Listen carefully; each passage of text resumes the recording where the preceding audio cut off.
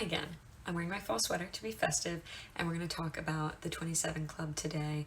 The 27 Club is basically any artist or musician who ended up passing away at the age of 27, and there are quite a few of them. So basically, I'm going to talk about how some of them rose to fame and about their passing. Those things specifically, I'm not going to go into excruciating detail like I normally do about all of their entire life. But if you would like a dedicated series on any of these people, please let me know. I am more than happy to do one. Okay, so the first member of the 27 Club I'm going to talk about is Robert Johnson. He died in 1938, and he is probably the most famous blues singer ever. But actually, when he started, people said that he was horrible at playing guitar. But then he went away for about 6 months, came back, and suddenly he was an amazing blues player. And from there, he became super famous. And of course, people were kind of suspicious of this because they thought, how do you get that good in under a year? Which, I don't know, practice. But it was shocking. And thus the conspiracy began that he had sold his soul to the devil in order to play the blues. And two songs in particular that he wrote really founded this conspiracy theory. One was Crossroad Blues, and the other was Hellhound on My Trail. So in Crossroad Blues, he talks about going to the crossroads and begging for mercy. But a lot of people thought that he may have been referring to in voodoo culture, where you can go to the crossroads and meet Papa Legba, who has been compared to the devil. And in Hellhound on My Trail, he seems to allude to the devil following him around, waiting for him to take him as his part of the deal. Now, when he died, some people said that he was poisoned by a man who he was hitting on his wife in a bar. His death certificate says syphilis, but a lot of people ended up thinking that it was the devil snatching him back. And while many people still do believe this theory, there are a lot of other explanations out there. So what are those songs about if they're not about the devil? Well, Crossroad Blues is likely about sundown towns, and Hellhound on My Trail is likely about white lynching mobs. And how did he get so good at playing the blues? Well, he did say that he was working with a teacher. He acknowledged that. So likely he was just working hard. And why did people come up with this conspiracy theory? Well, people were more superstitious and fearful back in the day, but there's also a racist component of it, of basically saying that in order for a black man to be this good, he would have had to do something sinister. And unfortunately, this kind of conspiracy ultimately just takes away from his amazing music and his true talent. But if you are interested in his life and that conspiracy theory and what his life was really like, I definitely recommend the Netflix special Devil at the Crossroads. It's great. This is Jesse Belvin. He died in 1960. He was another musician. He was a singer, a songwriter, a pianist, and he modeled his style after Nat King Cole. In particular, he wrote the song Earth Angels, which was later performed by the Penguins. Fantastic song. He also wrote a lot of songs that ended up being performed by the Four Seasons. So if you're a Jersey Boys fan, hello. You should look into him. And he wrote and performed many songs under other names before he actually started going by his own name, Jesse Belvin. And at the time, he was projected to be a huge star. There was a great chance that he would have crossover appeal into white markets, which at the time in segregated America was a big deal. His music was also a huge inspiration to Sam Cooke, who is another amazing singer, and I would be super willing to do a series on him if anybody is interested, but there is a Netflix movie on his life. It's called The Two Killings of Sam Cooke. I highly recommend it. Etta James also said that he was one of the greatest singers of their generation, and he's one of Stevie Wonder's favorite artists. So, as you can see from this poster, he was set to perform with Jackie Wilson in Little Rock. So there was a story surrounding his death and this concert that basically went that it was supposed to be a segregated concert, but Jackie Wilson absolutely refused, and since he was the headliner, they made it the first integrated concert in Little Rock. But up until the concert, they were all receiving death threats, and then after the concert, he got in a car accident and died, and they surmised that it may have been that his tires were slashed because there was a ton of rioting at the concert too. However, it is unlikely that that story is at all true. From what I found online, it was not an integrated concert actually, and no rioting was known to have occurred. As for what happened with the car crash, some people said that the driver fell asleep at the wheel. It's pretty unclear. What we know is, after he left that concert, he and his wife both died in that car accident, which is extremely tragic. This is Rudy Lewis, who died in 1964. He was a member of the group The Drifters. At the time, they were classified as R&B, but their sound is more like doo-wop. But this was at the time when any group or musician of color was considered R&B because they had recently changed that name from race music. So basically what I'm saying is that if you are a modern R&B fan and you want to look them up, it's not going to sound like Usher. It's doo-wop. But with the Drifters, they were a big part of the Harlem music scene at the time, which was one of the first places that doo-wop and R&B became very big. And some said that he was actually a gay man but was in the closet, which may have been one of the factors that led to his drug use, specifically the H. He was also supposedly dealing with a binge eating disorder as well as bulimia, which can lead to heart issues. And they were about to start recording for their new album, Under the Boardwalk, when he passed away. And the death was ruled an overdose, but there was actually no autopsy done. But those close to him who knew he was dealing with bulimia thought that it may be a mixture of the drug, the H, as well as a heart attack. Also, heads up, I will be referring to it as the H, that specific substance. Throughout this entire series, there's multiple 27 Club members involved with it, and I don't want to get in trouble, so just give it a quick Google search right now. It should pop up real quick, and it'll save you a ton of time for the rest of this series. The next person we're going to talk about is Rockin' Robin Roberts. He died in 1967. And he was classified as an R&B musician, though at the time what he was playing was really what would come to be known as rock and roll. As a kid, he was known to spend a lot of time in R&B record stores on the other side of the tracks, which was the portion of town where people of color lived. He loved the music, he loved the culture surrounding it, and actually he was often picked up by the cops for going to those R&B record stores and taken back to his home. But he always kept returning. He was from Washington, and he was an incredibly important part of the growing up of rock and roll in the Northwest. He was in a band called the Blue Notes, which I guess it's kind of cropped out of this picture, but they later changed to Little Bill and the Blue Notes. And he was also in the Wailers later on. And actually one time while they were on tour, he was asked in an interview on camera, how do you do so many shows and stay up so late and move around all the time? And he said super matter-of-factly, oh, we take pep pills, which I think we all can see is a term for uppers of some kind. I love that term though. I'm going to start using it. And actually at the time that he died, he was no longer making music. He was actually a professor, and he died in a car accident. So this is Brian Jones, and he died in 1969, and he was the first out of 4 musicians that ended up dying at 27 in a period of 3 years, and they were all incredibly famous. So Brian was a guitarist and a founding member of the Rolling Stones, and he was also one of the first British musicians to play the slide guitar. Along with that, as you can probably see, his fashion and his hairstyle were iconic at the time, and honestly, it still is. Like, this is very much Harry Styles' vibe, I would say.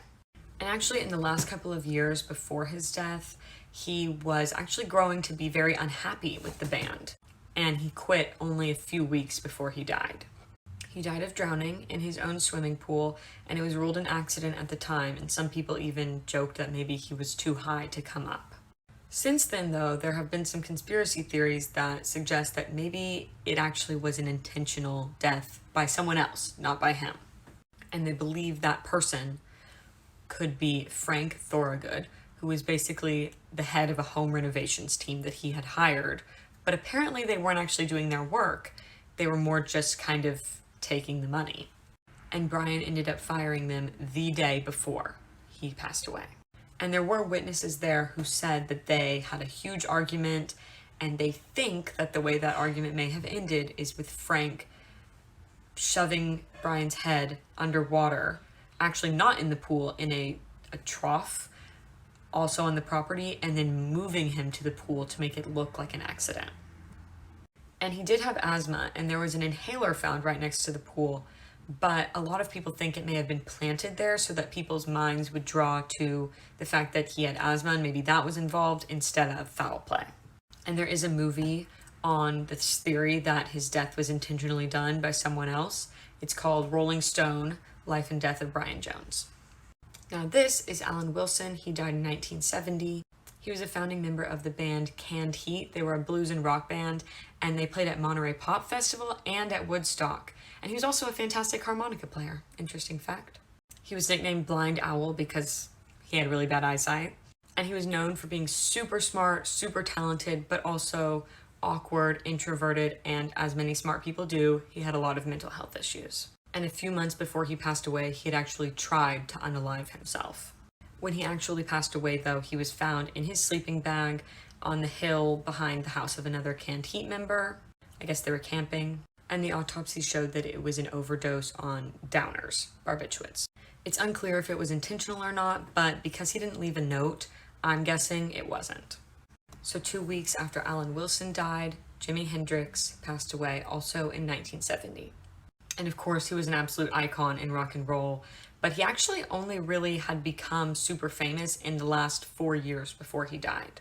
If you don't know Jimi Hendrix specifically, his most recognizable song is definitely Purple Haze, and he was known for being loud, for improvising his music on the spot, for his iconic fashion sense, and for destroying his guitar in various ways on stage.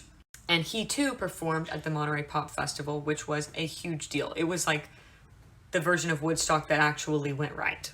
So we get 2 different stories on how he passed away. One is from Monica Danneman, who was his girlfriend at the time and said that they were also secretly engaged. And the other comes from Eric Burdon, who was another musician at the time and his friend, as well as other people who knew him. They're basically all on the other side of the story.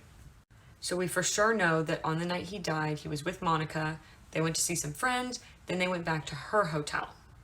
And usually he would stay in a different hotel, but because she was visiting him, he stayed with her in her hotel, which was supposedly in a seedier part of town.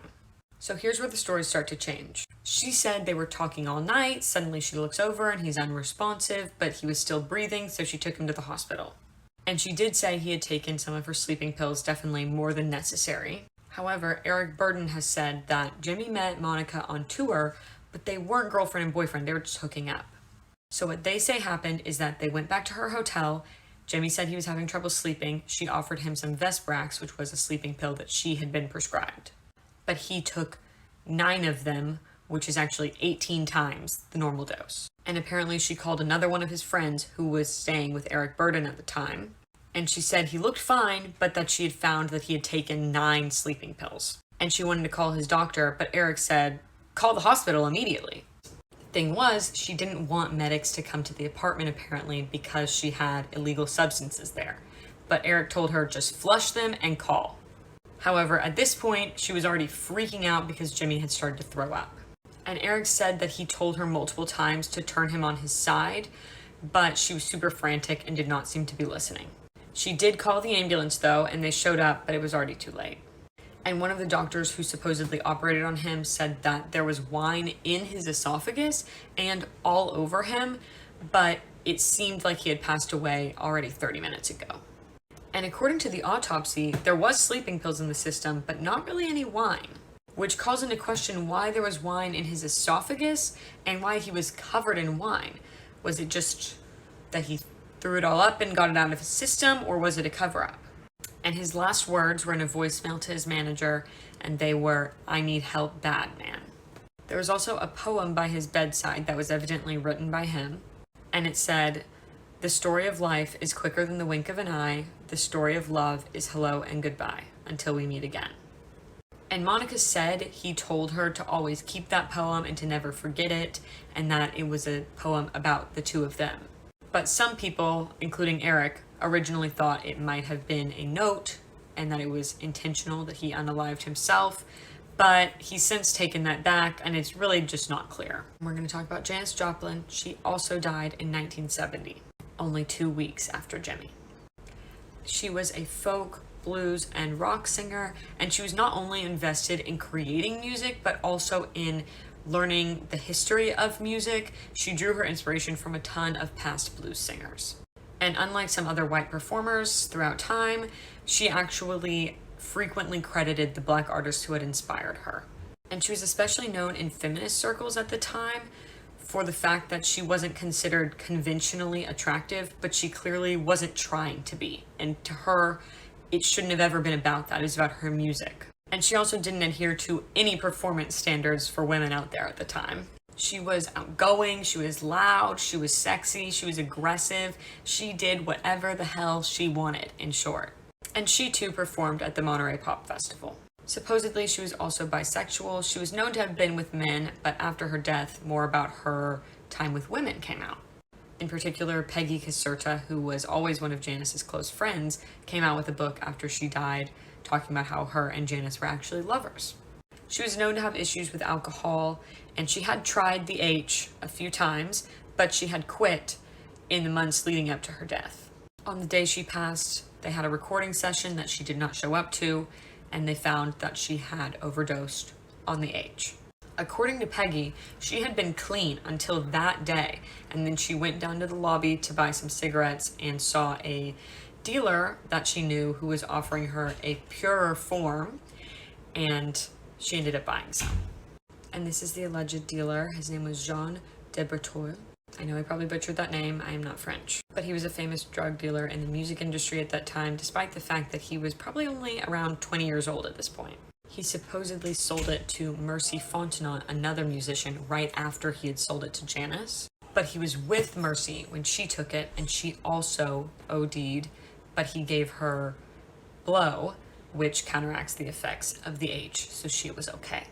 9 people died that same weekend as Janis, though, all from overdoses of the H, and probably all from his supply. Apparently, it was too pure and made it dangerous. But Mercy claimed that she knew that he had never intended it to be malicious, he just didn't know how pure it was. And after this, he actually left the country and went to Paris, which will come into play in Jim Morrison's story later, so remember that. So Peggy Caserta, who, remember, wrote a book saying that they were actually lovers, even though everyone knew that they were friends, but supposedly they were actually lovers, and Peggy said that she didn't actually think it was an overdose. Supposedly when they found her, she had a pack of cigarettes in one hand and some change in the other, and it looked as though she had just gone and bought cigarettes. And Peggy said she thought it was unlikely that she would have time to go all the way down to the lobby, purchase the cigarettes, and come back up before she overdosed, because normally it just happens on the spot. So Peggy's theory is that she tripped on the carpet, like her heel got stuck, and she broke her nose and died of asphyxiation, or suffocating. I don't know how likely that theory is, though. And a lot of people actually blamed Peggy for Janis's death because they took substances together a lot, including the H. So that may be where her search for an alternate theory is coming from. And it is kind of a strange theory considering that Peggy had said earlier that she met the dealer when she was going down to buy cigarettes, so she would already have them. But it's also strange if Peggy is telling the truth that she had both of her hands full with change and with cigarettes, because how would she have taken it? Either way, a tragic death, a tragic loss. And now we're going to talk about Jim Morrison. He died in 1971, and he was the lead singer of The Doors. And he was known to be wild on stage, saying things to the fans, making noises even while singing, and even one time flashing the crowd, which he did get an indecent exposure charge for. Of course, he was also known for drinking and doing hard drugs.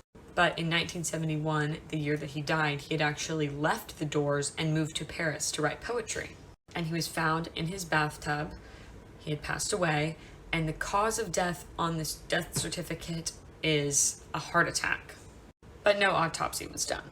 And there are many conspiracy theories about how he actually died, but pretty much all of them revolve around Jean de Berthoud. And that is this man, as we remember from Janis's, the dealer who sold her her last dose.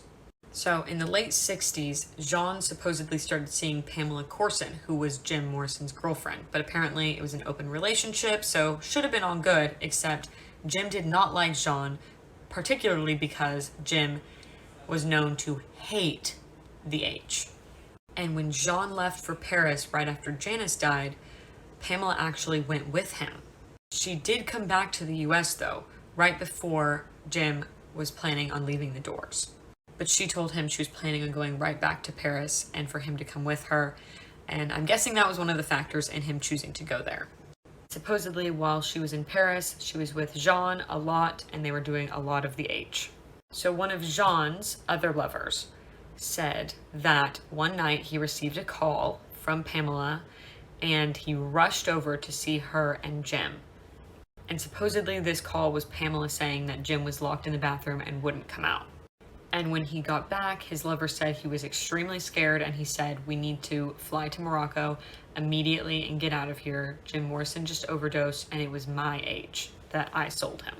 And now this is an interesting story because Jim Morrison was known to hate the H.